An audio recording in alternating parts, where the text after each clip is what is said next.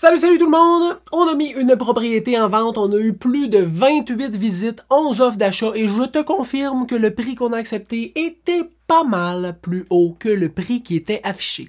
Comment faire? Comment reproduire ce scénario-là pour ta transaction?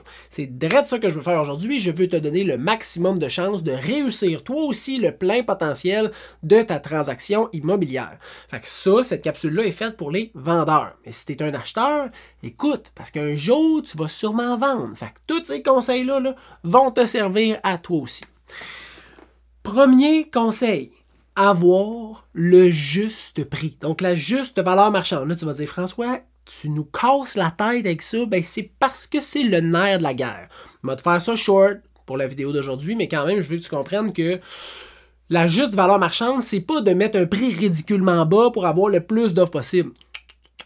Avoir la juste valeur marchande, c'est se retrouver dans la fourchette de qu'est-ce que la propriété vaut. Fait que si on fait un travail de comparaison, qu'on trouve les comparatifs, puis que... Je vais juste pas répondre au téléphone. Puis qu'à ce moment-là, on trouve une fourchette de prix. On va dire, la maison, il y a des maudites bonnes chances qu'elle valent entre 535 et 565 000. Bon, à ce moment-là, dans la fourchette, tu as le choix d'utiliser une stratégie plus agressive, donc d'y aller dans le bas de la fourchette, d'être correct, hein, jouer avec le marché, si le marché est bon, si le marché est mauvais, tout dépendant, mais d'être dans le milieu de la fourchette ou d'essayer d'économiser le plus possible de dollars en négociation ou en prix d'affichage et d'aller dans le haut de la fourchette. L'impact que ça va avoir, ben, c'est la qualité des offres d'achat, le nombre de visites que tu vas avoir, et le prix des offres d'achat que tu vas recevoir, bien évidemment. Et ça, j'en ai parlé dans une vidéo. Je pense que c'est la dernière ou l'avant-dernière vidéo que j'ai mis sur le channel Service Immobilier. Fait que tu iras voir, mais il y a un impact à ça. Donc, tu veux choisir le prix qui te permet d'avoir le plus possible de visiteurs afin d'avoir le plus possible d'offres pour avoir la meilleure qualité d'offres d'achat, incluant le prix. Premier conseil. Deuxième conseil, prépare tes documents. Là, je te le dis, là, ça a l'air niaiseux, tu vas dire, ouais, mais c'est quoi les documents qu'on a besoin? Ben, au minimum, là, au minimum. Hein, taxe municipale, taxe scolaire, certificat de localisation, déclaration du vendeur, compte d'hydro. Minimum. Si tu es en campagne, ben, en campagne ou en banlieue, là, là, un test de qualité d'eau potable actuelle, maudite bonne affaire à avoir. Une petite vérification au niveau de la municipalité pour être sûr que tu n'as pas de non-conformité pour tes installations septiques. Maudite bonne affaire à avoir. Fait que là, déjà, tu as un dossier qui est quand même bien monté. Si à ça, tu as une coupe de factures, facture de la toiture que tu as faite, facture de la fissure de fondation que tu as réparée, tout ça, là, ça fait que quand l'acheteur a les documents puis voit les documents, il est capable de répondre à la majorité de ses questions avant de déposer une offre d'achat. Fait que monte ton dossier adéquatement. Là, je mets l'emphase sur ça là, parce que ça fait tellement une différence. Dans certains scénarios, on avait un vieux rapport d'inspection qui datait de plusieurs années, mais on l'a quand même mis au dossier. Parce qu'on l'a. Puis il y a plusieurs personnes qui ont décidé de déposer une offre d'achat sans la condition d'inspection, ce qui diminue les risques pour le vendeur. Hein? Puis on a eu une transaction qui avait seulement le financement. Puis les gens étaient préautorisés, donc les risques sont largement diminués. Pourquoi?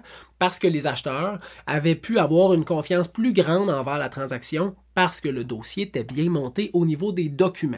Fait que monte bien tes documents. Troisième conseil que je peux te donner, un home staging de qualité. Ça, là, ça veut dire que je le sais que c'est chiant, je sais qu'il faut que tu enlèves des bibelots, je sais que tu ne sauras pas où mettre ton stock, mais ça fait toute la différence. Dans chaque pièce, on veut comprendre la vocation de la pièce. That's it. Fait un salon, on veut une télé, un divan, une table basse, des plantes pour égayer le salon. That's it. Pas de bureau de travail, hein, pas. On veut juste comprendre c'est quoi la pièce. C'est à ça que ça sert ultimement le home staging, c'est donner une bonne vision de la vocation de la pièce avec un petit punch de déco. Et voilà, hein? C'est ça là, la préparation. Le home staging, c'est un petit peu plus poussé que ça, mais ultimement, la préparation dans un but de vente, c'est ça. Troisième conseil. Le quatrième conseil, faut que tu offres le plus de disponibilité possible. Des fois, là, il y a une maison qui arrive sur le marché. On fait une demande et on fait comme « Hey, on viendrait visiter ce soir. » Mettons, elle est mise sur le marché à 8 h le matin. J'ai des clients, j'aimerais ça visiter ce soir. Ah non, les visites, c'est le vendeur, là, il a accepté de garder le chat de son ami. Fait que là, ça ira peut-être plus à demain parce que là, il est pas là, puis là, le chat, puis... Offre le plus de disponibilité possible pour que les acheteurs potentiels puissent facilement venir visiter ta propriété. Tu veux le moins de friction possible à la réussite du projet, fait que permets le plus de dispo possible. 5e chose, une visite libre. Planifie-en une. Fait que mettons, idéalement, là, tu mets ta maison sur le marché un mardi, un mercredi, visite libre le samedi. Les gens ont le temps de voir la nouveauté, ont le temps de demander à leur courtier ou de communiquer avec le courtier du vendeur, espérons qu'il ne fasse pas ça, puis de planifier sa visite, puis s'il n'y a pas le temps, ça se peut qu'ils disent hey, « moi samedi, ça va être parfait, je vais pouvoir venir avec mon père, il va pouvoir voir la maison, me conseiller. » Dans tous les cas, planifie une visite libre, c'est super facile et c'est gratuit. 6e conseil, prends des photos, des vidéos, des plans 2D de qualité et partage-le sur ta mise en marché. Hein, le visuel, ça vend. Fait que t'es pas obligé d'avoir des photos d'extrême qualité. Nous, on prend nos propres photos. Chez Service Immobilier, c'est pas les plus belles photos. On se vante pas d'avoir les plus belles mises en marché. Mais on a des photos de qualité, assez pour que les gens aient de l'intérêt à venir visiter. Une vidéo de présentation verticale, horizontale pour les réseaux sociaux et pour Centris, Sutton, Québec, etc. Puis, on a un plan 2D. Les gens sont capables de voir le layout de la maison, en plus de le comprendre à cause de la vidéo, en plus de le voir à cause des photos. Fait que là, ça fait beaucoup de stock. Un peu comme les documents, on veut que les gens aient réponse à leurs questions, mais le visuel, en plus, ça fait parler, ça donne une petite émotion, surtout quand il y a de la musique, du mouvement, comme dans une vidéo. Fait que fais le plus possible, plus que moins. Le 7e truc, je pense que je suis rendu à 7, le 7e truc, les gestions des demandes rapides. Fait que si quelqu'un t'écrit pour visiter la propriété un mercredi, tu veux que ton courtier prenne en charge rapidement cette demande-là. 15 minutes après, 5 minutes après, 1 heure après, tu veux que l'acheteur potentiel ait reçu les documents, qu'il ait été pris, tu sais, que le contact ait été pris, qu'on l'ait appelé. Fait que demande à ton professionnel d'être sharp dans sa prise de contact et sa gestion des demandes, que ça vienne d'un courtier ou que ça vienne d'une personne non représentée. Faut que ça soit géré rapidement et de façon prédéterminée. Hein? Nous, on a une façon de travailler qui est rapide, efficace, puis qui donne toutes les informations rapidement et qui nous permet d'être en contact avec ces gens-là ultra rapidement. Et je te le dis, ça fait la différence sur nos dossiers.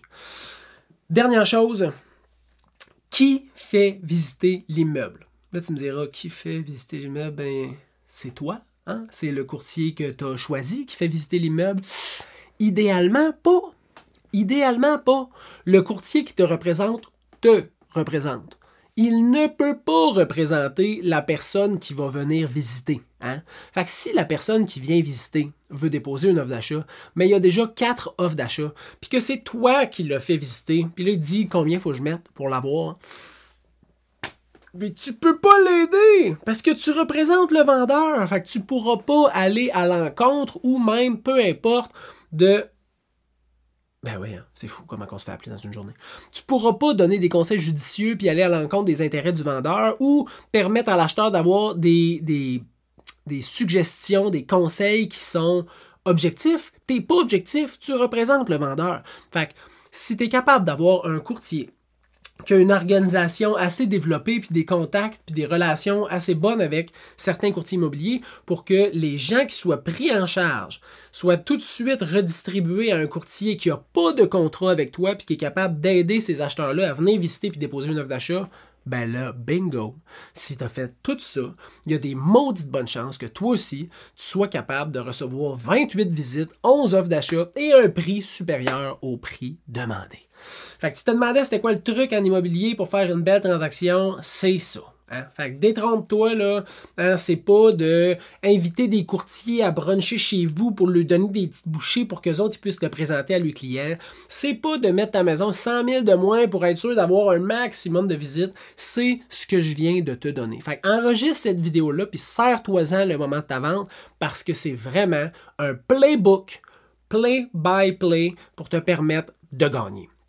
Si tu as des questions, tu peux nous écrire au info@serviceimmobilier.ca, info@serviceimmobilier.ca. J'espère que tu as apprécié la capsule et comme je t'ai dit en revenant de l'été, je vais essayer d'être le plus présent possible pour te donner le maximum de conseils tout au cours de l'année jusqu'à l'été prochain où je reprendrai un petit été relax. Je te souhaite une bonne fin de journée, on se revoit bientôt. Bye!